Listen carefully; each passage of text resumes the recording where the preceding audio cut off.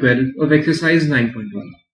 From the top of a 7-meter high building, the angle of elevation of the top of a cable tower is 60 degree and the angle of depression of its foot is 45 degree. Determine the height of the tower. तो सबसे पहले तो हमें एक 7 metre high building दे रखी है। एक building है यहाँ पर DE डायग्राम में जिसकी हाइट है 7 मीटर्स। तो इसके टॉप से अगर हम एक और टावर को देखते हैं तो उसका angle of elevation of the top, मतलब जो पॉइंट A है उसका angle of elevation point D पर बन रहा है 60 डिग्री। और इसके साथ साथ ये भी लिखा हुआ है कि इसी पॉइंट से angle of depression of this tower is 45 degree, foot of this tower. तो ये इस टावर का फुट है, केबल टावर है ये, इस टावर का ये फुट है और ये टॉप है। तो इस बिल्डिंग से इस टावर के टॉप का एंगल ऑफ एलिवेशन है 60 डिग्री और इस टावर के फुट का एंगल ऑफ डिप्रेशन है 45 डिग्री इस बिल्डिंग के टॉप से। हम इस सिचुएशन को ऐसे भी मान सकते हैं जैसे कोई इंसान यहां पर अगर खड़ा है तो इस बिल्डिंग के टॉप को देखने के लिए वो अपनी आईज को 60 डिग्री एलिवेट करेगा इस लेवल से। ये जो DC है इस लेवल से 60 डिग्री एलिवेट करेगा और इसी के साथ साथ अगर उसे इस टावर के बॉटम यानी पॉइंट B को देखना है तो उसे अपनी आईज को 45 डिग्री झुकाना पड़ेगा। तो ये है एंगल ऑफ डिप्रेशन और ये है एंगल ऑफ एलिवेशन। अब हमें बताना है कि इस केबल टावर की हाइट कितनी होगी।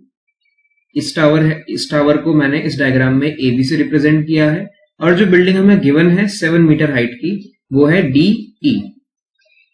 तो अब हम देखते हैं, तो सबसे पहले तो हमारे पास DE है और ये लाइन इसके परपेंडिकुलर खींची गई है।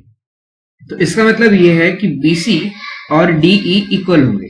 तो BC और DE इक्वल होंगे तो BC ये भी 7 मीटर्स होगा। तो हमें निकालना है पूरा डिस्टेंस जो कि होगा AC प्लस BC। तो हमें निकालना है यहाँ पे AC और AC को निकाल के हम BC में ऐड कर देंगे। BC की हमें वैल्यू पता है 7 मीटर्स होगी। तो AC निकालने के लिए हम क्या कर सकते हैं, इस ट्राइंगल में ACD में तो हमें कुछ भी गिवन नहीं है, तो इसके लिए हम ऐसा कर सकते हैं कि हमें BC गिवन है, हमें ये एंगल पता है, तो हम ये साइड निकाल सकते हैं। DC की वैल्यू हम निकाल सकते हैं कितनी लेंथ होगी इसकी। तो यहां पे मैं लिख सकता हूं length of DC। Length of DC हमें निकालनी है। इसके लिए हम क्या यूज कर सकते हैं, इस एंगल के लिए ये परपेंडिकुलर हो गया और ये बेस हो गया। तो परपेंडिकुलर और बेस को रिलेट करने वाला ट्रिग्नोमेट्रिक रेशियो होता है tan थीटा। तो मैं सीधा डायरेक्टली वैल्यूज लिख रहा हूं, tan 45 degree is equals to perpendicular upon base. Perpendicular है BC की वैल्यू यहां पर है 7 और बेस है यहां पर DC। तो DC की वैल्यू हो जाएगी 7 बाय tan 45 डिग्री और tan 45 डिग्री की वैल्यू होती है 1। तो ये आ गया 7 मीटर्स, मतलब DC की जो लेंथ है वो भी होगी 7 मीटर्स। तो DC की हमें लेंथ पता है, अब हमें AC की लेंथ निकालनी है DC की हेल्प से। तो इस एंगल के लिए ये हो गया बेस और इस एंगल के लिए ये हो गया परपेंडिकुलर। तो फिर से हम tan थीटा का फॉर्मूला लगाएंगे, tan 60 degree is equals to AC by DC। अब tan 60 डिग्री की वैल्यू √3 होती है, AC हमें निकालना है और DC हमने अभी निकाला है 7। तो AC की वैल्यू यहां से आती है 7 √3 मीटर्स। तो अब आप देख सकते हैं हमारे पास AC की भी वैल्यू है और BC की भी वैल्यू है और हमें निकालनी है AB की वैल्यू जो कि टावर की टोटल हाइट होती है। तो AB होगा AC प्लस BC। तो 7 प्लस 7 √3, AC यहां पर 7 √3 है और BC यहां पर 7 है। तो ये हो जाएगा, 7 में कॉमन ले लेता हूं, √3 प्लस 1, 7 इंटू √3 प्लस 1 मीटर्स।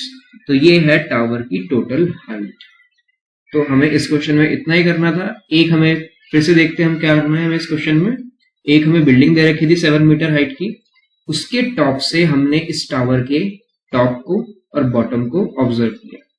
तो यहां से इस टावर के दूसरे टावर के टॉप का एंगल ऑफ एलिवेशन है 60 डिग्री और इसके फुट का एंगल ऑफ डिप्रेशन है 45 डिग्री। तो हमें इस टावर की हाइट निकालनी थी। तो हमने यहाँ पे परपेंडिकुलर एक लाइन खींची, ये DE के परपेंडिकुलर होगी।